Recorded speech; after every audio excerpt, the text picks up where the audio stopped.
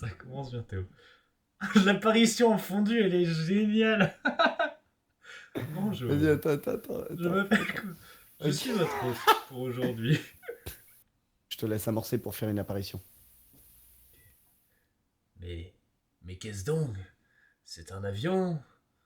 C'est un phacochère? Non! C'est Moule et Duratron. Bonjour mesdames et mesdames. Attends, il faut que je sorte mon micro. Voilà. Bonjour mesdames et mesdames et bienvenue dans ce 4e épisode de Moule Moule et Duratron, votre podcast préféré pour tous les fans de calisthenics et pas que. Et de Debilutix aussi. Voilà. Entraînez votre Debilutix. Et de non-intelligence, parce que si on n'est pas intelligent. Oh, on Oui. est d'accord qu'on va parler de mindset. Ah bon, on va parler de mindset aujourd'hui. Attends, bah bouge pas.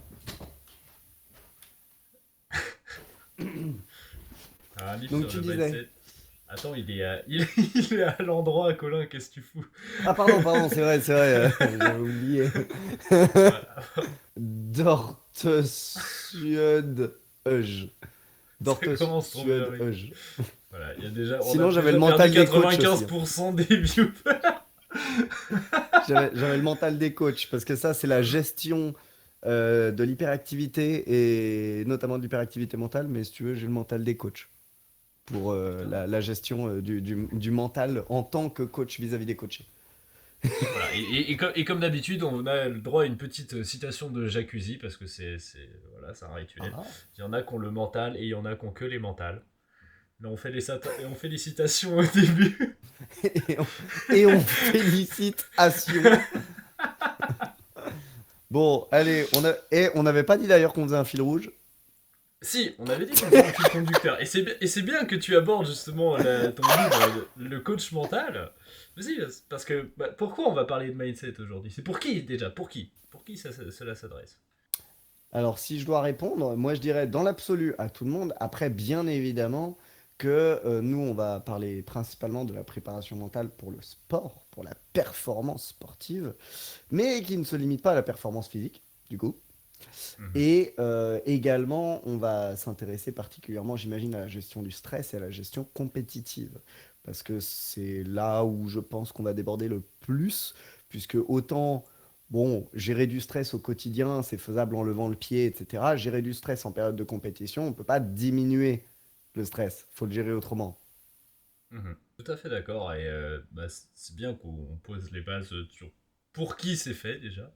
Et maintenant, pourrais-tu développer davantage sur ta définition du mindset, mon cher Colin? Ma définition du mindset. Alors déjà, je vais pas garder cette voix parce que ça va être chiant. Déjà, on va pas parler que de mindset en réalité, puisqu'on va parler de préparation mentale. Et pour moi, le mindset, c'est une partie de la préparation mentale. Le mindset, c'est, pour moi, ça englobe un rituel qui te met dans un état mental que tu as cherché à optimiser pour quelque chose. Bon, très souvent, ça va être pour performer. Mais du coup, il peut y avoir différents mindsets pour différentes situations. Tu peux travailler ton mindset pour réussir à être déterminé, mais te préserver parce que tu sens que tu as une douleur. C'est un mindset précis. Parce que si tu vas en mode non, je vais tout arracher, bah, tu vas effectivement t'arracher. Et si tu vas en mode faut quand même que je fasse attention, j'ai mal, tu sais très bien que tu vas pas performer correctement. Donc, tu vas te faire un petit rituel, des petits check-up et tout, mentaux. Voilà, ça c'est une forme de mindset. Mais il y en a un autre, c'est par exemple compétition. Comment justement rester très attentif, se sentir invincible tout en sachant que l'échec est quand même juste à côté de toi potentiellement. Et du coup, comment tu passes au travers de l'échec. Tout ça pour moi, c'est le mindset.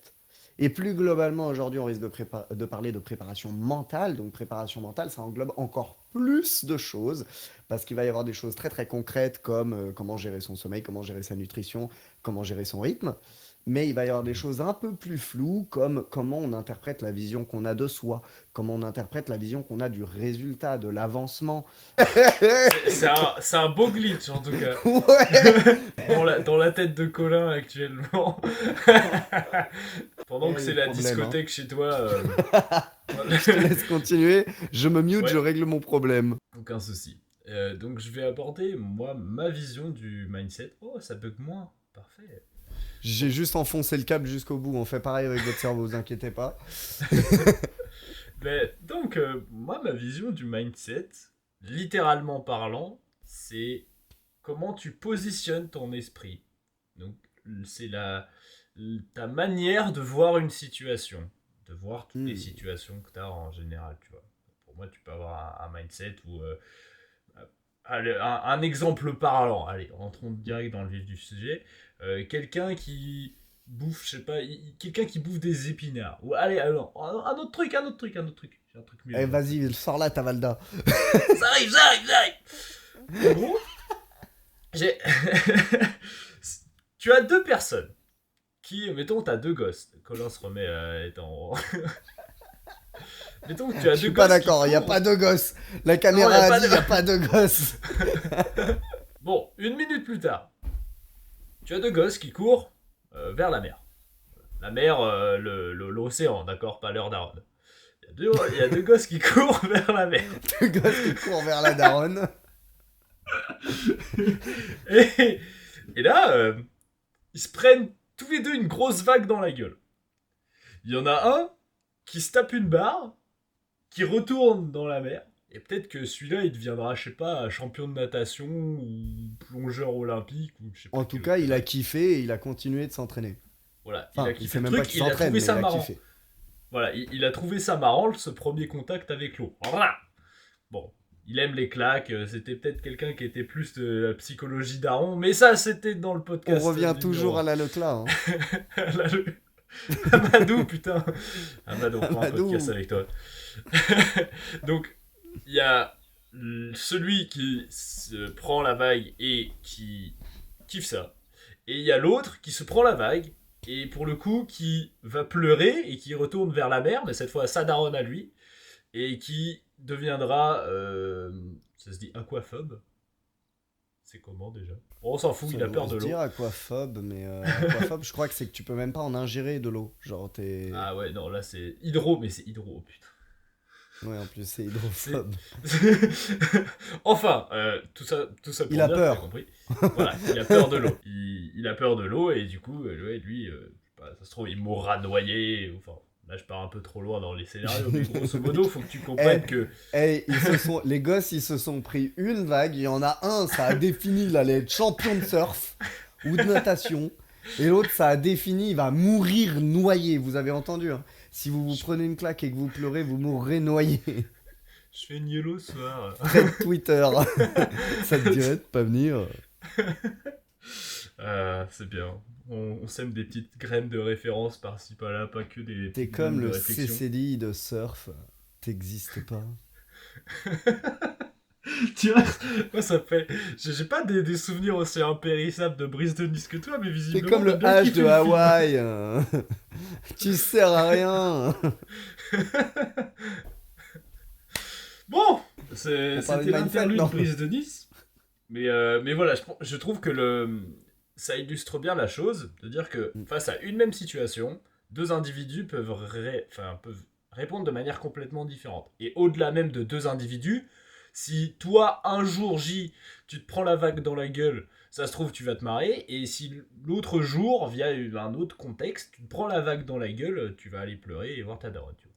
Donc, il y a toujours deux manières de réagir, et le mindset, pour moi, c'est comment tu fais en sorte de réagir de la bonne manière. Ça veut dire qu'il y a une bonne manière.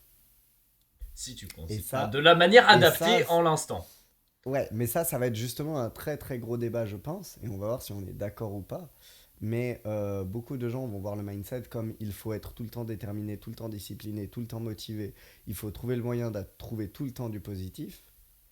Mais tu sais, un positif, genre j'ai réussi. Et moi, c'est un avis que j'ai pas trop. C'est un avis que j'ai pas trop. Je pense que c'est contre-productif. Ouais, je te rejoins, j'ai des nuances à apporter, mais vas-y, du coup, développe parce que ça m'intéresse beaucoup. Alors, moi, je te propose qu'on commence d'abord par effectivement aller dans le sens de, bon, déjà, la base, c'est qu'effectivement, pour réussir à se motiver, faut réussir à se sentir fort, faut réussir à avoir confiance en soi. Parce que ça, c'est vrai que de toute façon, si tu l'as pas, t'es mal barré.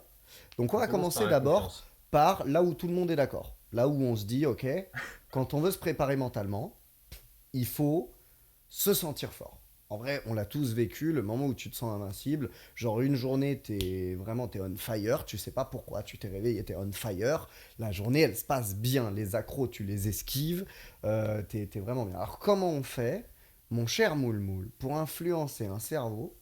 Parce que là, comme je viens de le dire, c'est ce genre de journée, on est d'accord, toi comme moi, on a beau s'y connaître un peu en prépa mentale, souvent ça nous tombe dessus. Comment on fait pour influencer pour que ça tombe? Puisque ça a l'air si peu tangible. Alors, je suis d'accord qu'il y a, encore une fois, il y aura toujours une part très variable dans ces journées-là d'influence sur laquelle tu as. C'est pas forcément quelque chose sur lequel tu as la main, mais pour moi, la confiance en soi, comme ça rejoint vraiment ça. Pour moi, la confiance en soi, elle se construit simplement sur les réussites que tu considères.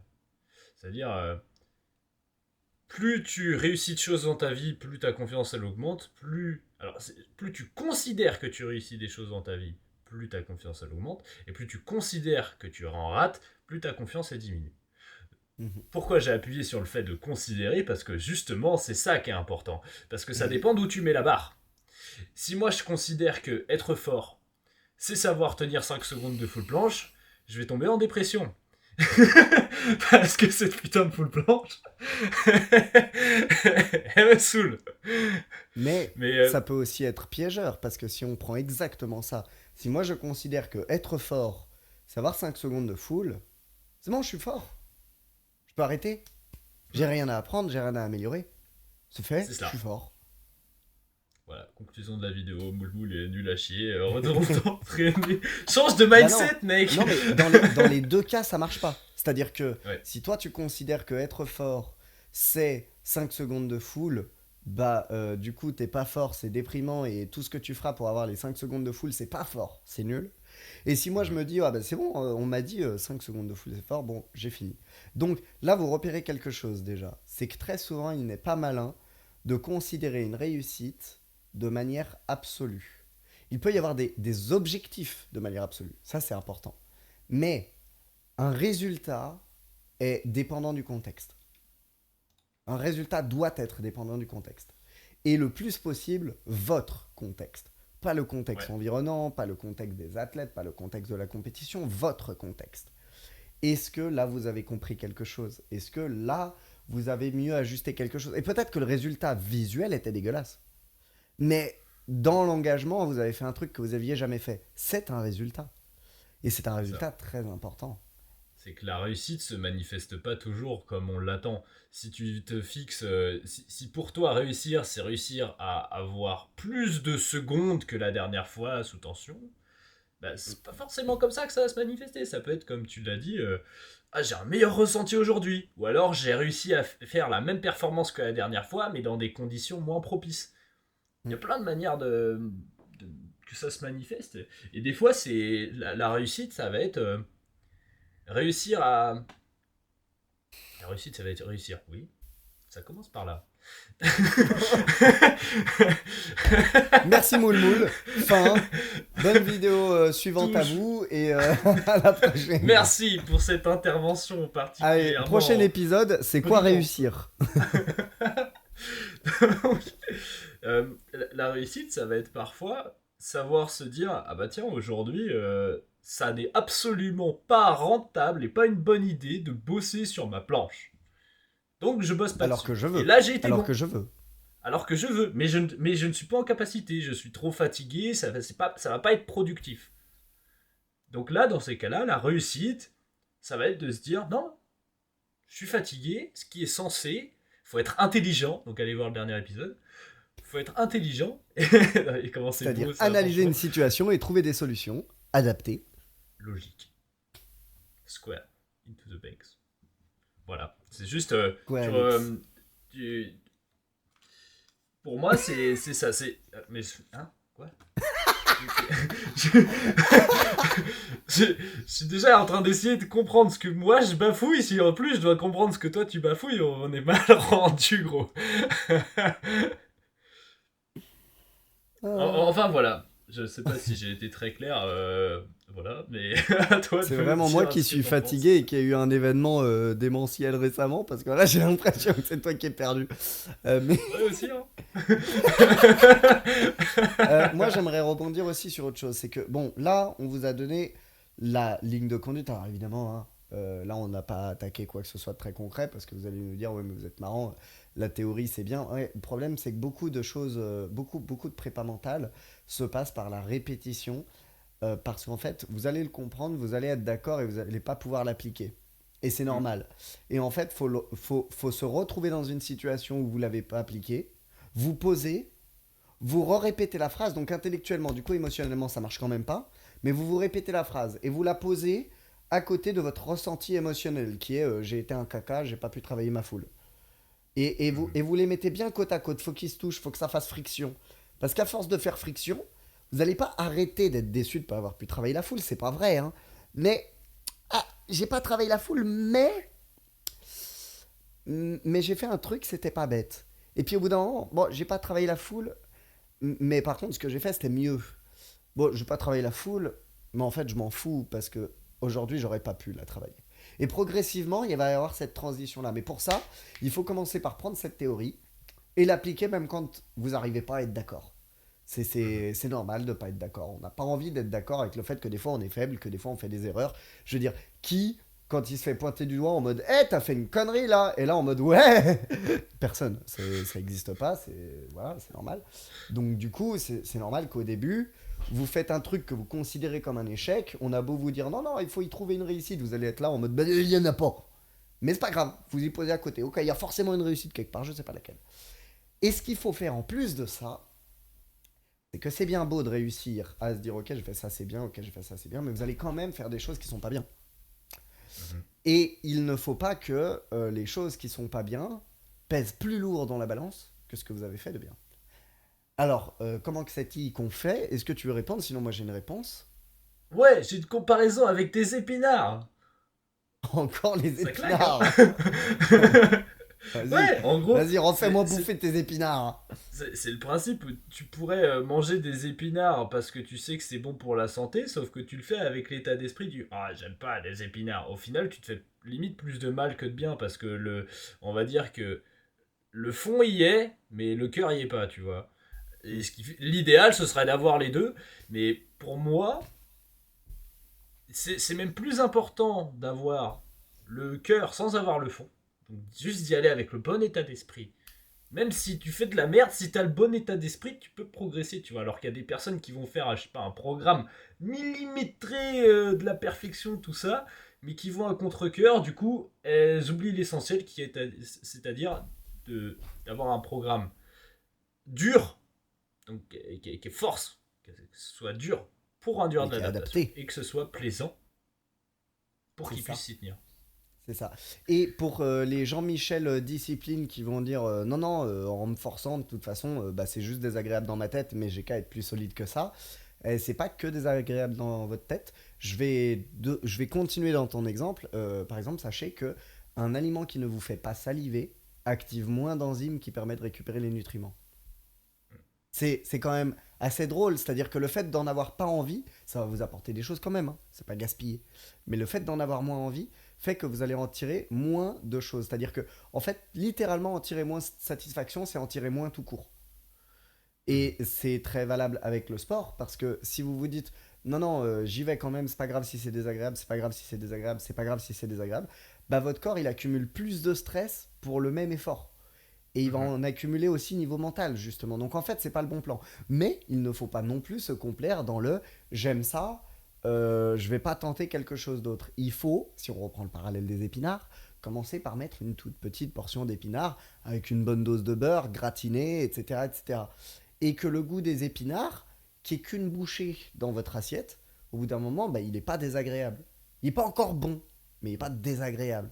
Eh ben, on va voir la même Ouais. chose. On vous parle d'adaptation depuis le premier podcast. On va voir la même chose. C'est-à-dire que vous ne pouvez pas vous lever un matin et vous dire non, je veux être champion du monde, je vais faire du 7 heures par jour, je vais me mettre la misère, ma vie elle va être triste, mais je vais être bon. Parce que si votre vie elle est triste, vous Mhm. n'allez pas réussir. Mais vous pouvez Ouais. pas non plus vous dire faut que je reste dans ce qui me plaît.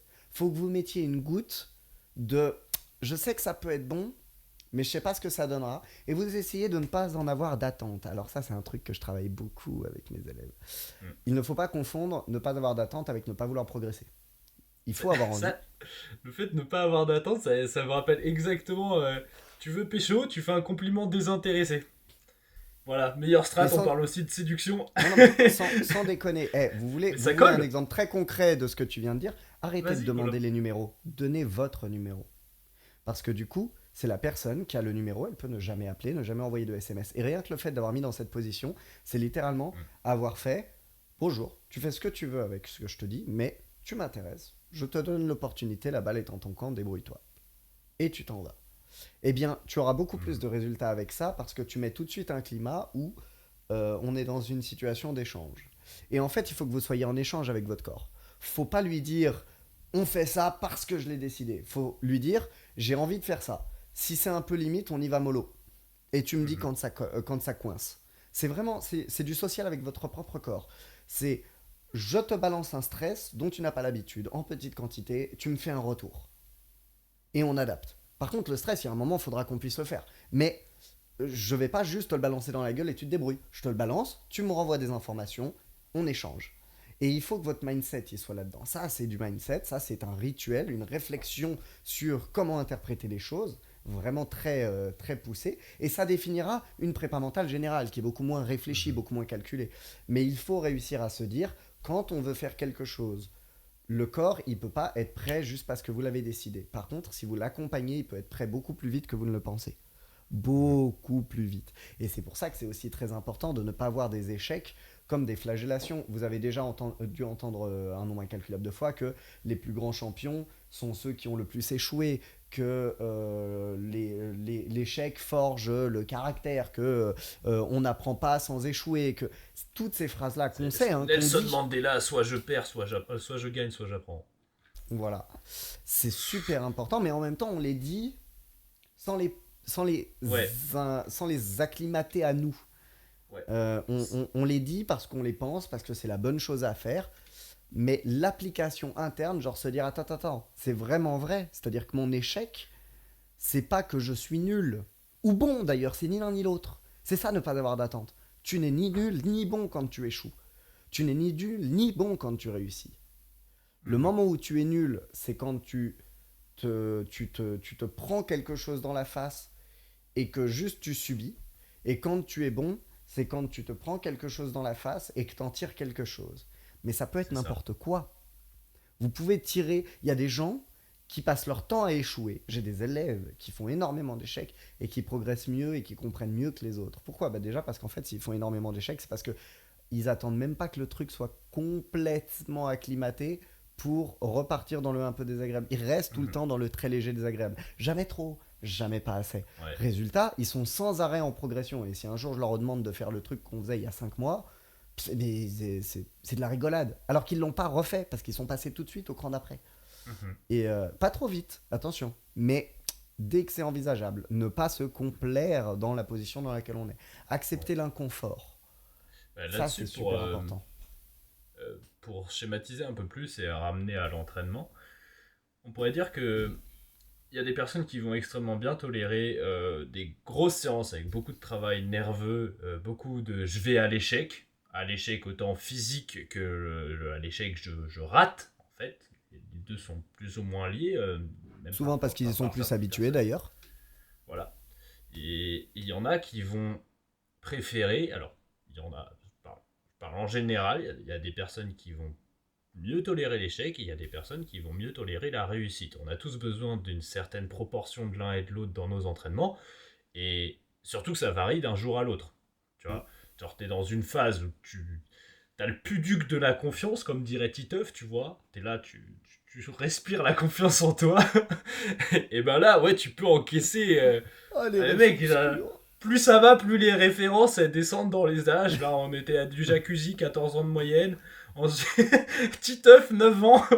Alors, les tutos à Dibou. Bientôt. Bientôt, on va faire un choupi. Une rêve choupi. Le choupi disait c'est mon doudou. Appropriez-vous Barba votre Papa. état mental. Mec, je peux faire une ref à Barba Papa. Non, ça passe. Il faut être modulable. Non, c'est absolument parfait. Non, Barba Papa, il dit, faut pas s'énerver comme ça, c'est mauvais pour la santé. Et ça colle parfaitement avec ce qu'on disait avant, mec. Enfin. La rêve qui est de plus en plus. Genre, déjà, c'est même plus. Jusque-là, ça ressemblait à des citations et tout. Là, c'est vraiment juste une phrase. Mais c'est vrai qu'il a dit ça. Mais ça je suis désolé, il était trop smart, Barba Papa. Hein. Enfin. C'était ton daddy. J'en étais. Bon. Non. Tu m'as fait bugger encore une fois, putain. Error 404. Oui.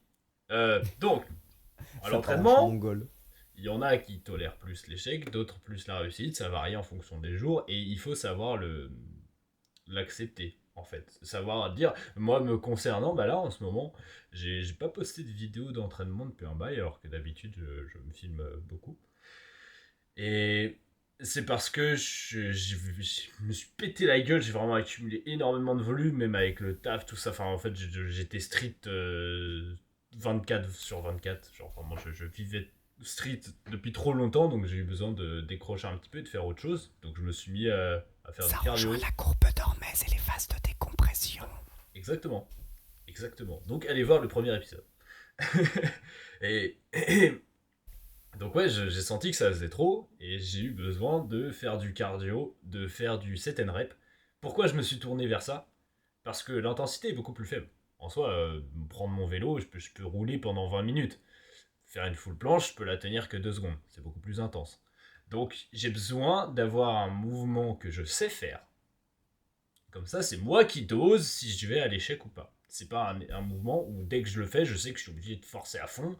Et si je suis pas capable de forcer, bah, je vais juste pas réussir à le décoller, je vais me frustrer, ça va être encore pire, enfin.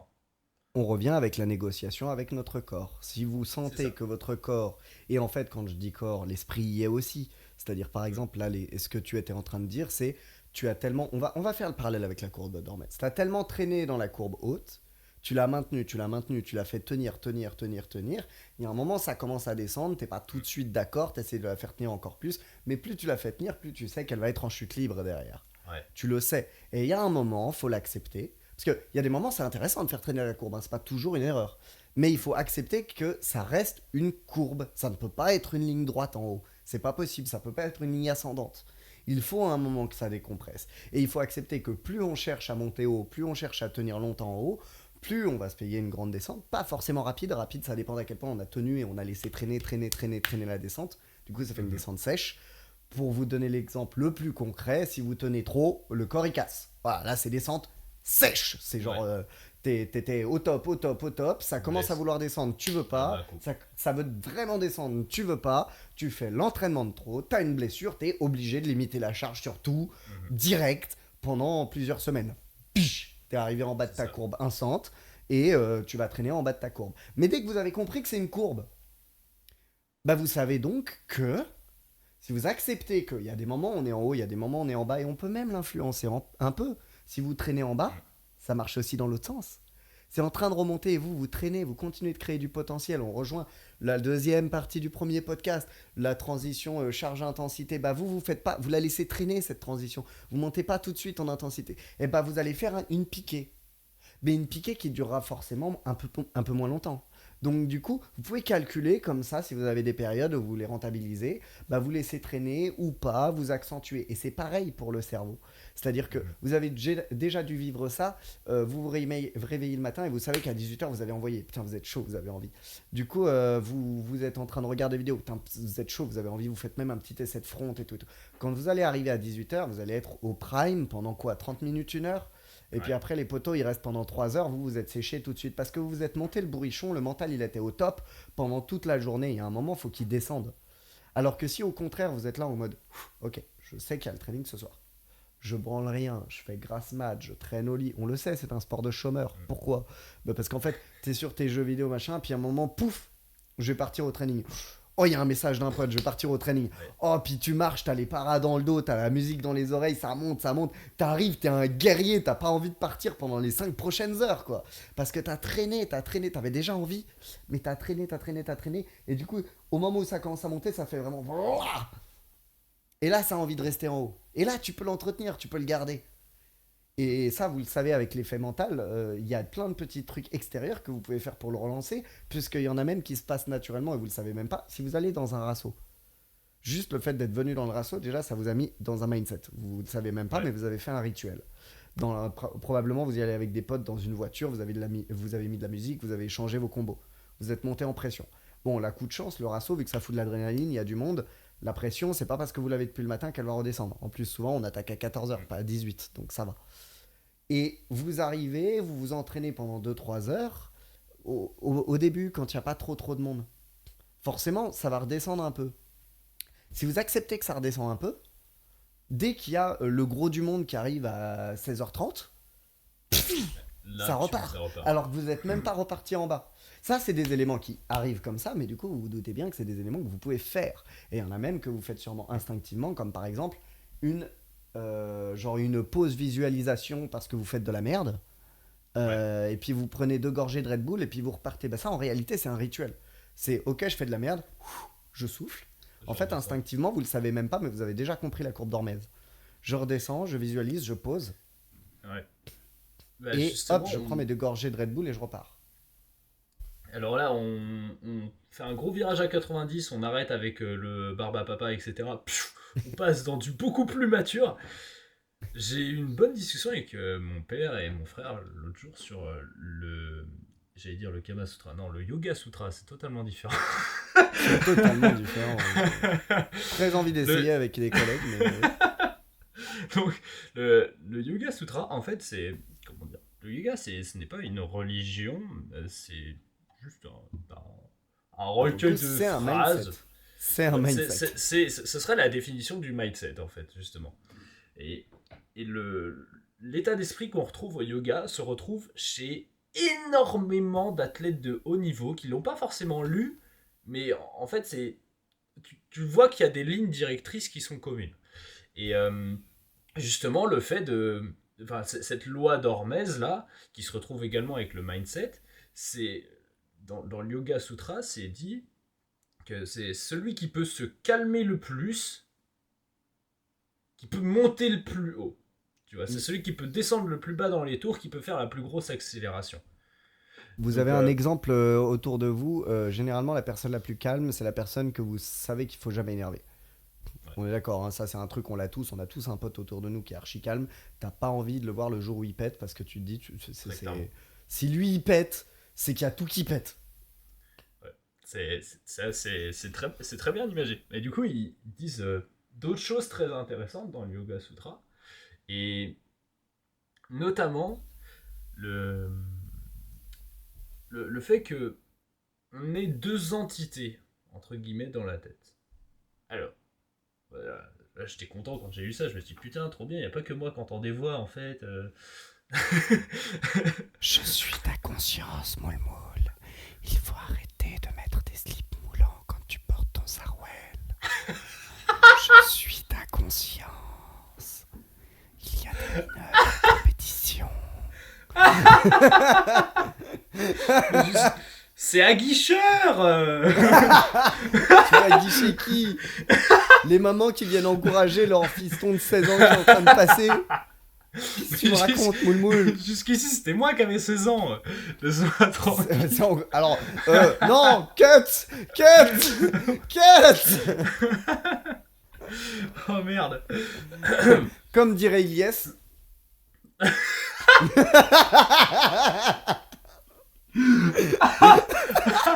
Oh, c'est fou, mec. Ah putain. Bon.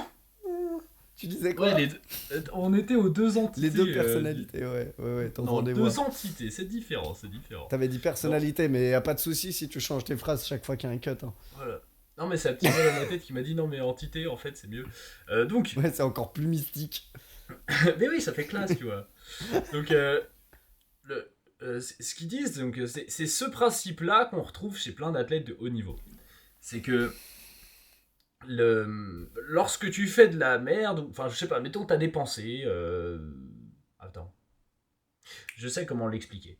En fait, j'ai toujours un temps où tu vois, mon Elle corps est il où ma part en pédagogie? inconscient. Mon corps La parle en inconscient vulgarisation à la pendant bas. que je réfléchis à comment expliquer le truc de manière simple. Euh, Pendant ce temps, dans le cerveau de Moulmoul, d'un côté, oui, mais c'est très clair, et de l'autre, oui, oui, oui, oui. Donc, pour prouver l'existence de ces deux entités, t'as déjà eu une musique dans la tête. Est-ce que tu pouvais quelque chose? T'as déjà essayé de l'enlever? Ouais, t'y arrives pas. Ok. C'est bien la preuve qu'il y a des pensées, des choses dont tu n'es pas maître dans ta tête. Et donc, il y On a appelle ça les deux pensées choses. intrusives. Voilà, on pourrait dire qu'il y a dans le yoga, ils appellent ça le mental et le non mental. Le mental, c'est les pensées comme ça, et le non mental, c'est le vrai petit être, on va dire, qui peut influencer les pensées qu'on a. Il peut juste les influencer, il peut pas tout contrôler. On est Mais en train de vous dire que vous avez un chat qui marche sur votre clavier. Voilà ce qu'on est en train de vous dire. ouais, en gros, c'est ça. Et même des fois, tu te retrouves, comme on en parlait dans le dernier podcast, tu te retrouves à aller aux chiottes alors que tu voulais aller te servir un verre d'eau. Pareil, c'est l'inconscient, tu vois. C'est que t'as le T'as non mental tellement là qui a pas. intégré, c'est ça, t'as tellement Voilà. intégré des schémas que même des schémas mentaux, c'est la même chose. Parce qu'on parlait d'intelligence, évidemment qu'on avait déjà attaqué en réalité quelques petits signaux de prépa mentale. La prépa mentale, nous, on vous a parlé de l'intelligence, donc pour analyser, pour créer des schémas avec réaction moteur. Mais ces schémas, à la base, ils sont mentaux. Donc, vous pouvez faire le même type de schéma mental. Et la Mhm. seule grosse différence qu'il va y avoir entre créer des schémas moteurs et créer des schémas mentaux, c'est que créer un schéma moteur, c'est plus facile de contrôler l'externe. Créer un schéma mental, l'externe va énormément influencer. Si on vous a toujours tapé sur les doigts quand vous avez fait une erreur, vous allez mettre très longtemps à réussir, on reprend l'analogie du podcast d'avant, à couper les branches sur le chemin du non, en vrai, j'ai fait au mieux. Parce que on Mhm. vous a répété toute votre vie que votre mieux, c'est pas le vrai mieux, c'est pas bien. Donc, Mhm. ce chemin-là, il a eu des retours négatifs venant de l'extérieur qui ont été tellement répétés que là, c'est pas la jungle, là. Là, c'est des espèces d'énormes troncs de malades qui renvoient les coups. Donc, va falloir vraiment débiter et vous allez partir, vous allez revenir. Il y a quelqu'un qui a ressemé des graines, vous savez même pas pourquoi. En fait, c'est vous aussi, mais Mhm. bon, on le sait pas tout de suite. Et du coup, vous recoupez. Et ça ressème des graines et vous recoupez. Et il va falloir le faire un paquet de fois. C'est pour ça que je parlais de réussir à ne pas se dire tout de suite, faut éliminer que je veux ma planche et que si je peux pas entraîner ma planche, je suis triste. Non, vous allez le garder. Justement, ce chemin-là, il va réussir à arrêter d'être replanté quand vous prouvez à vous-même que c'est pas grave s'il est replanté Mhm. éternellement. Je le recouperai éternellement. Donc au bout d'un moment, eh ben, ça repousse un peu moins, ça repousse un peu moins, ça repousse quasi pas, ça repousse pas mais ça se pave pas encore.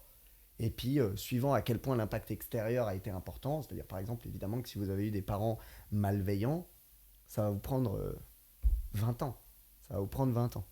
Mais c'est pas du tout impossible. Et ça, c'est On l'un des trucs s'adapte. les plus importants en santé mentale.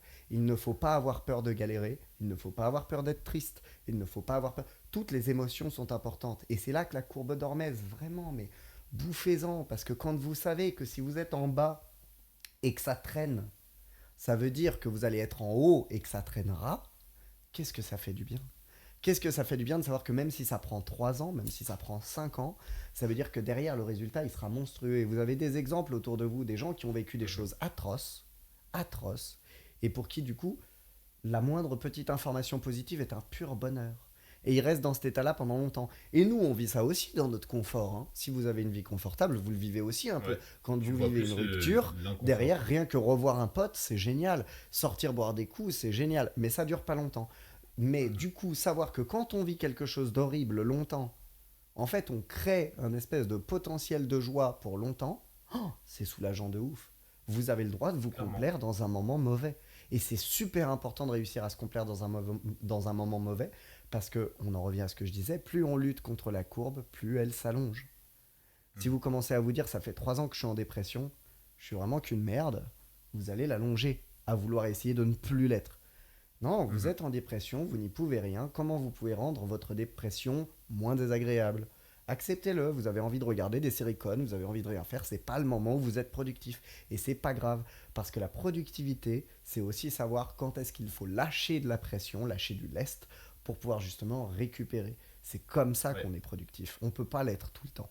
C'est exact, ça, c'est bien que tu en parles parce que justement, bah, quand on est obligé de faire une dépression, c'est parce qu'on s'est trop mis la pression avant. Et, le fait de faire une dépression, c'est justement le mental. Il y a plein de pensées et d'idées noires qui défilent, mais sur lesquelles on n'a pas la main. Et tant qu'on n'a pas C'est réussi à dissocier le fait de mais c'est pas moi qui ai ces pensées en fait, c'est juste c'est le mental qui mouline tout seul et j'y peux rien, donc j'ai pas à m'en vouloir en fait. Je n'y peux rien, donc il faut juste accepter que bah, c'est comme ça et ça va forcément passer. Accepter que tu es en bas de la courbe et que ça va remonter. Si tu acceptes, tu te dis ok, je suis en bas de la courbe, c'est bon, j'ai compris, mais je n'y peux rien. Tu sais que ça va remonter, ça J'y remontera peux tout seul. rien à part rendre ça moins désagréable. C'est-à-dire, c'est pas non plus ça s'abat sur moi, tant pis. C'est plutôt Ouais, j'accepte que ça s'abat sur moi. Bon, quelles sont les choses? En fait, c'est accepter qu'il y a une part sur laquelle on n'a pas de contrôle. Vous n'avez exactement. pas de contrôle sur le fait de sortir de cette phase basse.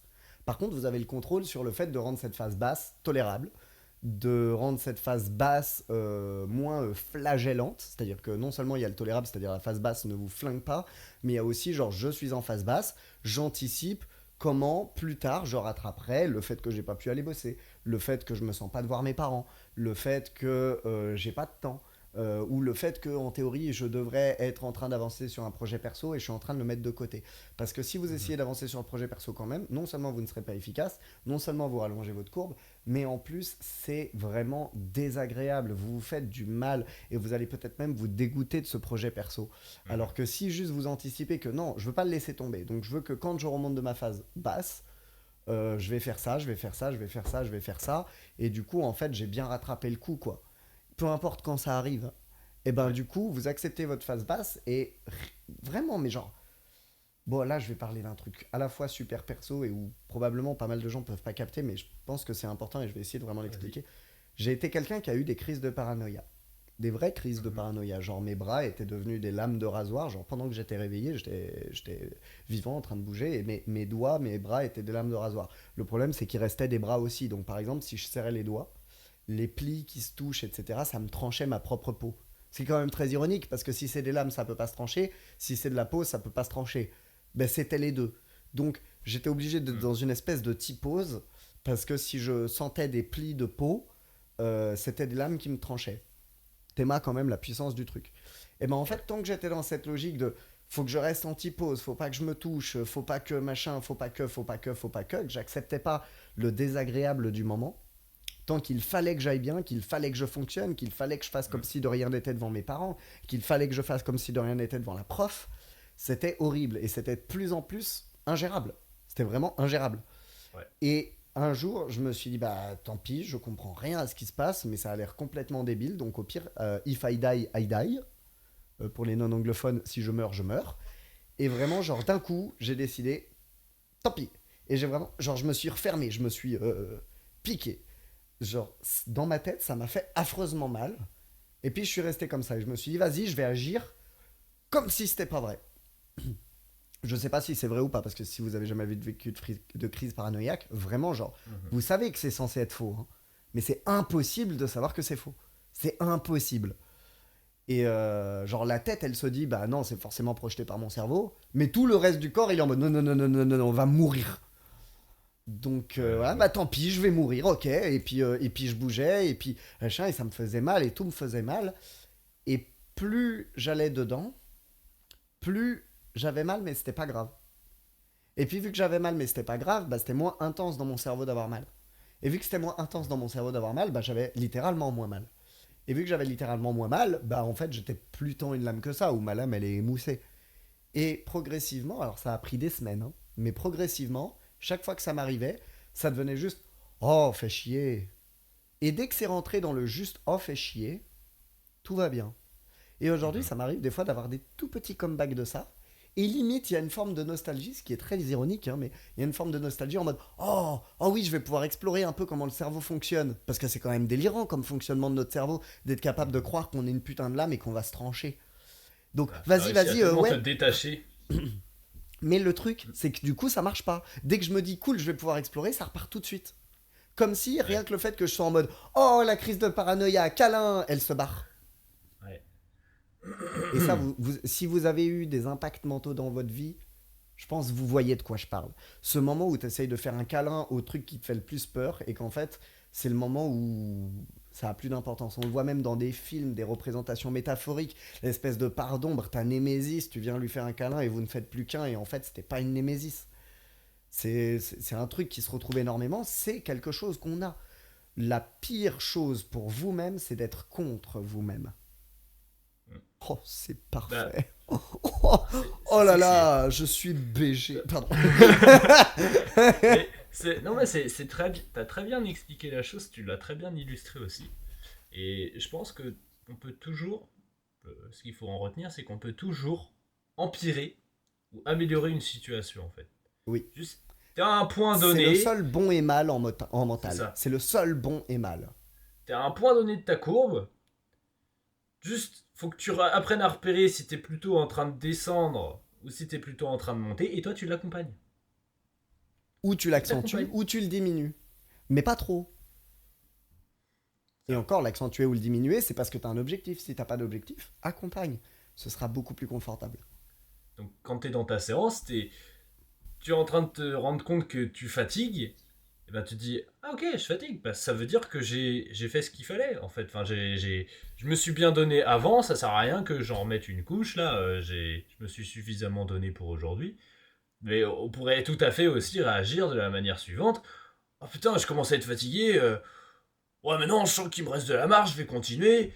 Et tu t'entêtes, alors que ton corps, Oh, tous les signaux, tous tes sens te disent non, j'ai faut pas aller par là. Et j'ai toi, la tu meilleure t'entêtes. métaphore. J'ai la meilleure Vas-y. métaphore. Quand vous faites pas de soirée, la première soirée que vous faites, depuis un bon moment, c'est la fiesta, let's go, machin. Et puis on vous repropose une soirée le lendemain. Vous êtes un peu fatigué, mais vous y allez. Là, il n'y a pas de problème. Hein. On vous repropose une soirée le lendemain. Il y a 2 fois plus d'alcool et tout, vraiment, c'est le mauvais plan. Mais trop envie. Attends, vous subissez la gueule de bois le matin. Si vous continuez comme ça, je peux vous assurer qu'un matin, la courbe d'Hormèse, vous allez la voir, mais dans la gueule, entre les deux tempes là. Là, elle est là, la courbe d'Hormèse. Vous allez ouvrir les yeux, regarder votre SMS, et on remet ça ce soir. Et la probabilité de répondre non est nulle. Elle est à -50. Genre, vous êtes là en train de fixer le téléphone en mode frérot. Déjà, je sais pas quel jour on est, je sais pas quelle année on est, je sais pas qui je suis. Et toi, tu me parles de soir. Mais c'est quoi le soir? C'est quoi le matin? C'est quoi la vie? C'est qu'est-ce que je fais là? Vous vous êtes pris la courbe d'Hormèse dans la gueule et vous vous êtes pris exactement ce qu'était en train de dire le moule, c'est-à-dire que si vous accompagnez, oh j'ai fait une soirée, j'ai subi un peu, non tranquille, je saute celle-là pour pouvoir faire la suivante. Et ben en réalité, vous allez pouvoir faire plus de soirées à long terme qu'à vous dire ah il y en a une de plus, il y a tous les poteaux quand même. Eh, il y en a une de Ouais. plus, ils ont mis double d'alcool. Oh, ce soir, c'est au Rock'n'Eat, let's go. Putain, bah, il y a un moment, la soirée légendaire que vous auriez voulu ne pas louper, vous êtes juste incapable d'y aller. Genre, c'est pas possible. Ouais, C'est. c'est toujours pour moi, c'est toujours le principe du. Si c'est dur à court terme, c'est bénéfique à long terme, et si c'est facile à court terme, c'est délétère à long terme. Et comment nous manipulons la courbe? Si vous voulez faire 7 soirées en une semaine, qu'est-ce que vous faites? Vous buvez moins à chaque soirée, vous rentrez plus tôt à chaque soirée, vous temporisez votre courbe, vous êtes en phase ascendante, mais vous faites exprès de mettre des petits freins gentillets qui ne vous empêchent pas de monter, mais qui vous laissent tenir plus longtemps dans la phase ascendante et plus longtemps dans le plateau. Mais il y a un moment où ça va descendre quand même. C'est ça. Donc, Simplement, si vous avez freiné dans la montée, la descente sera smooth. Si vous avez traîné sur le plateau, par contre, la descente sera rude. ouais, c'est bien expliqué. Putain, je suis fier de nous là. En plus, les comparaisons avec Barba Papa, tout ça. Enfin, on a été top là. Vraiment Hein. impeccable. Manque plus que réussir à faire une ref au Z. T'as une petite ref au Z Au Z. T'as pas le Z? Là, j'ai rien. C'est Là. la ref curse. Bah, Zemmour. Ah oui, putain. Oh ouais, mais moi, tu sais, la politique. La ref cursed. Ah non, mais moi je parlais pas en rêve politique, je parle du bonhomme, parce que le bonhomme il a quand même fait beaucoup d'interventions avec des rêves qui sont légendaires, qui pourraient être tournés dans n'importe quel sens. Genre vraiment, tu peux leur faire dire n'importe quoi à ces rêves, c'est magistral. Ça peut être crasseux, comme ça peut être vraiment pertinent, comme ça peut être. C'est magistral. Ce personnage me fascine. Je ne dirais pas ce que j'en pense pour de vrai, parce que c'est pas l'endroit. Juste, soyons honnêtes, comme Mélenchon, tu sais quoi, pour bien montrer que c'est pas. Voilà. Ces deux personnages qui me fascinent. Vraiment, dans les interventions, le potentiel mémesque, les phrases qui veulent rien dire, c'est fascinant. Ouais, Fascinant. oui, ok, je vois ce que tu veux dire. Bien, je pense que on a fait notre épisode. Ouais, moi je Peut-être voulais proposer des un petits dernier truc outils, à dire. parce qu'on fait beaucoup de Vas-y. théoriques, donc je propose des petits outils. Je vous ai parlé de laisser traîner les courbes, et on n'a rien donné de concret pour laisser traîner la courbe. Et ben moi je vous lance un défi, pour juste expérimenter, juste pour mettre du concret dans tout ce qu'on a proposé. Ouais. Vous allez choisir 2 trainings dans votre semaine. Il y a un training, dès que vous êtes réveillé, vous êtes dans le mood du training. Vraiment. Et genre, vous vous forcez à être dans le mood du training, hein. C'est vraiment à fond. Vous écoutez des musiques de street, vous préparez ce que vous allez faire autant que possible, soit en tête, soit par écrit. Vous essayez vraiment de vous forcer à ce que votre journée ne tourne qu'autour du training. Vous allez au training, vous y allez à fond, vous gardez le mindset autant que possible. Là, on est sur un mindset d'endurance, genre vous essayez d'être tout le temps hypé. Et le lendemain, vous laissez couler et vous regardez ce que c'est. Si possible, même, vous pouvez faire quelque chose que je propose souvent à mes élèves, c'est que le jour J, au moment de l'entraînement, et le lendemain, au cours de la journée, vous notez votre état mental de 1 à 10, et 5, c'est le neutre absolu. Et votre état physique de 1 à 10, et 5, c'est le neutre absolu. Mhm. Et l'autre training dans la semaine, vous faites quasiment l'opposé. Vous ne pensez pas au training, vous ne vous occupez pas du training, vous en avez rien à foutre. Vous laissez traîner jusqu'au dernier moment. Genre, vous commencez à songer au fait que c'est cool d'y aller 30 minutes avant, et encore au moment où il faut y aller, c'est genre, oh, faut que je me bouge. Bon, allez. Et puis, vous Ouais. faites la montée en pression sur les 30 minutes du trajet. Genre, toute la montée en pression que vous avez étalée sur un jour la fois d'avant, vous la faites sur 30 minutes. Vous la faites vraiment genre monter en gamme dans les musiques. Vous voyez les musiques bien longues avec le drop bien long là, etc. Machin, bah vous le mettez pendant les 5 minutes de montée. Genre Les musiques où il juste y a avant de les passer. musiques vikings là où il y a là, les Par exemple. chants un peu enfin le viking, voilà. Hat melten min modir. Fages kan palgranes. Donc, Ok. je sais pas, tu m'as dit chant viking. Ouais, Non, vas-y, moi vas-y, j'adore. j'aurais plus pensé à l'AMV par exemple, He's a Pirate, qui est littéralement un AMV de Mhm. 7 minutes où t'as tous les personnages de One Piece qui disent pourquoi ils suivent Luffy, que c'est merveilleux, on ne voit pas Luffy. Après, t'as une petite montée assez courte de montée en pression où t'as juste tout le monde qui est en mode tu es qui? Mais qui es-tu? Mais qu'est-ce que tu fais? Mais machin. Tu vois, rien que ce truc-là, je pense, rien qu'en le disant, si vous vous projetez le truc, ça fait un petit quelque chose. Genre, Mhm. on a parlé de lui pendant je sais pas combien de temps. Là, tout le monde, tous les méchants, ils demandent qui il est et tout. Et d'un seul coup, ça démarre juste sur quelqu'un qui hurle à l'aide auprès de Luffy. Et méga drop à la Two Steps from Hell. Au bout de genre 5 minutes de vidéo, 5 minutes de montée en pression et en drop, et bam. Et bah défi, ça c'est la dernière musique que vous Ouais. écoutez, ou en tout cas un truc dans ce genre-là, et vous balancez votre perf. Et même chose, je ne vous dis pas le résultat. Vous notez juste après ce premier combo votre état mental de 1 à 10, votre état physique de 1 à 10, 5 c'est le neutre absolu, 1 c'est la fin du monde, 10 vous êtes invincible. Et vous faites pareil le lendemain. Vous me direz ce que ça rend, et à mon avis, vous allez voir qu'on peut faire beaucoup de choses avec le mindset. Parce que là, vous aurez deux mindsets. Il n'y en a pas un qui est meilleur que l'autre, mais vous aurez deux mindsets radicalement différents. Et vous allez voir à quel point vous pouvez jouer dessus. Parce que là, vous n'avez pas fait grand-chose. Vous y avez juste pensé d'un côté toute la journée et vous êtes monté le bourrichon. Et de l'autre côté, vous l'avez ignoré et vous êtes monté en pression supra vite. Mhm. Qu'est-ce que ça va donner? Ouais. C'est très intéressant comme expérience. Et pour avoir déjà expérimenté quelque chose de la sorte, bon, moi j'ai remarqué que c'était quand je ne pensais pas du tout au street que ça m'aidait. Notamment parce que là où je progresse le plus, c'est quand j'ai une fréquence d'entraînement très faible, mais que je fais quand même quelques figures par-ci par-là. En fait, genre, genre là j'ai mes barres, j'ai tout ça à côté. Je m'en sers. Justement, dès que j'y pense, moi je fais un petit truc pasta et puis je retourne bosser, tu vois. Mais je sens que quand toute ta vie commence à tourner autour du street, bah tu quittes cet aspect de passion et tu tombes dans l'addiction du street. Alors là, moi, je Tu... parlais que pour un jour, parce que pour moi, je suis d'accord avec ce que Ouais. tu dis, si c'est général.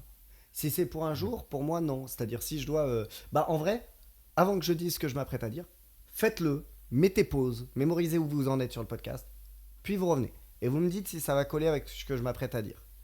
Moi, Ouais. si je voulais proposer ces deux expériences-là, c'est parce que, en fait, il y en a une qui est faite pour le burst, pour la performance. C'est-à-dire que Ouais. tu arrives, tu es à fond, donc c'est évidemment celle où tu penses pas toute la journée, et du coup, tu as toute ton acuité cérébrale qui est présente, tu as toute ta capacité physique qui est présente, tu ne gaspilles pas d'énergie et tu peux balancer, tu peux développer un potentiel énorme. Mais pour créer ce potentiel, il vaut mieux la première étape parce que le fait d'y penser tout le temps, genre tout le temps, tant que c'est pas genre non-stop, parce qu'on parle toujours de courbe. En fait, ça, c'est en fonction d'où vous êtes dans la courbe et tout. Mais là, pour le coup, peu importe où vous êtes, si vous faites les deux, vous allez voir un changement radical. Vous allez influencer votre courbe direct sur une journée. En fait, il y a, pour moi, pour créer du potentiel, il faut y penser un peu tout le temps parce que c'est en y pensant tout le temps que ah putain, c'est vrai ça, ah putain, c'est vrai machin, ah putain, c'est vrai machin. Alors que si tu t'en occupes pas, tu t'en occupes pas, tu t'en occupes pas, t'arrives, tu burst, déjà, bah, tes défauts, ils te popent pas à la gueule, puisque t'es plutôt bien, Mhm. et t'as un bon instinct, etc., etc. Mais du coup, c'est pas encore des choses maîtrisées, ça. C'est quand tu traînes dedans que c'est maîtrisé. C'est les sessions longues, c'est comme ça qu'on maîtrise. Et, euh, et un autre truc, c'est qu'au niveau de la créativité aussi, traîner dedans, parce qu'en fait, notre cerveau n'est pas capable de traîner dedans tout le temps. Même si vous essayez d'y penser toute la journée, vous n'allez pas réussir. Et du coup, les rares moments de déconnexion, quand vous allez revenir, vous allez y prendre sous un nouvel angle. Et si Mhm. en plus vous alternez les deux, ça sera d'autant plus vrai parce que tout Ouais. le travail que vous aurez fait en y pensant tout le temps, il ne sera pas productif le jour où vous vous entraînez en y ayant pensé, mais il sera productif la séance suivante où vous n'y pensez pas et vous arrivez et c'est instinctif parce que vous avez passé votre journée de la fois dernière à y penser.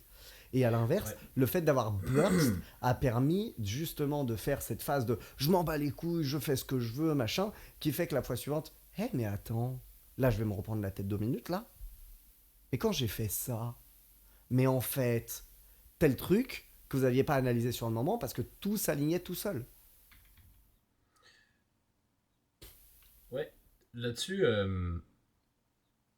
je suis d'accord sur le fait qu'il faille alterner les deux.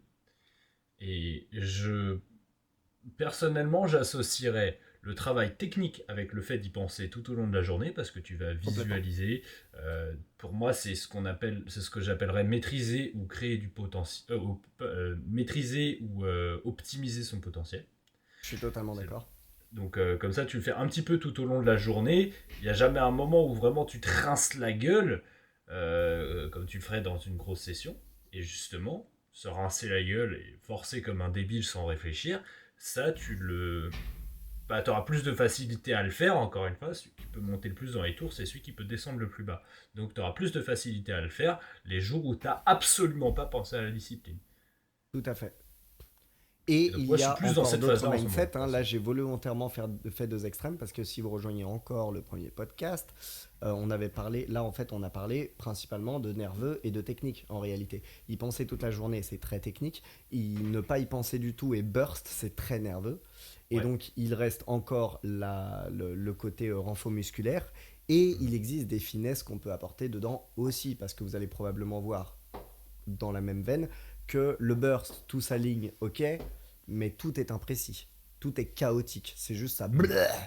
Ça vous gerbe la puissance à la gueule. Ouais.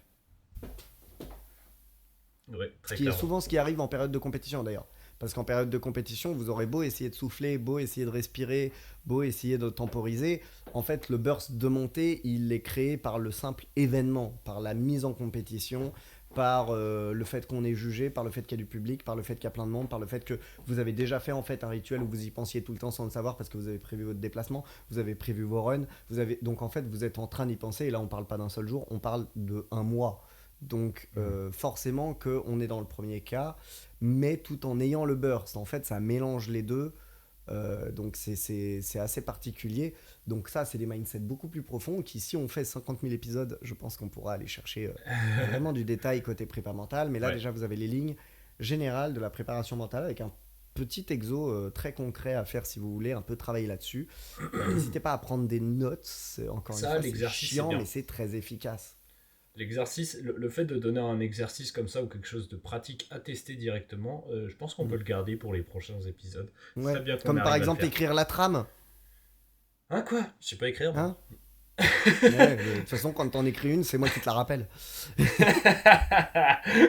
Le mec, il est 2 fois plus compétent que moi, mais il est 2 fois plus paumé. Non, mais on a dit, c'est les mecs les plus flemmards qui. C'est vrai. Oh, vous pouvez même le voir avec. Si vous avez un pote, c'est un génie dans son boulot. Généralement, c'est le plus con du groupe. Ah, c'est très très vrai. Ah, mec. La Bon, décompression. bah, c'est beau. Bah, franchement, j'ai kiffé cet épisode. C'était très complet. Encore une fois, pour moi, c'est les refs barbe à papa qu'on tout fait. Hein. Ah ouais, clairement. Oui, clairement. Ah bah, c'est Euh, très certain. Est-ce qu'on termine encore une fois avec une petite citation? Bien sûr, une petite ouverture. Esprit contre soi-même n'apporte que déception. C'est dit de manière poétique. Moi, j'aurais dit, il n'y a jamais une bonne raison de s'en vouloir, en fait. Ouais, bah en soi, ça se rejoint. Ouais, oui, c'est formulé Ouais, c'est la même chose. exactement enfin, de manière différente, mais le fond est le même. Et je pense que c'était un bon moyen de conclure ce podcast. Et il faut Tu toujours voulais aller faire chercher au fond des choses. Au fond du pen Disneyland. Je l'attendais. Alors, J'ai su ce que t'allais dire. Là, J'ai je- su la je référence. tiens, qui je arrivait. tiens à ce qu'on finisse quasiment sur ça. Je suis perturbé parce qu'il y a un manutentionnaire qui est en train de peindre ma fenêtre. Il est face à moi en train de me regarder en train de faire le podcast, il peint ma fenêtre. Il va taper, il va dire ah, attendez, ces tatouages, je les reconnais.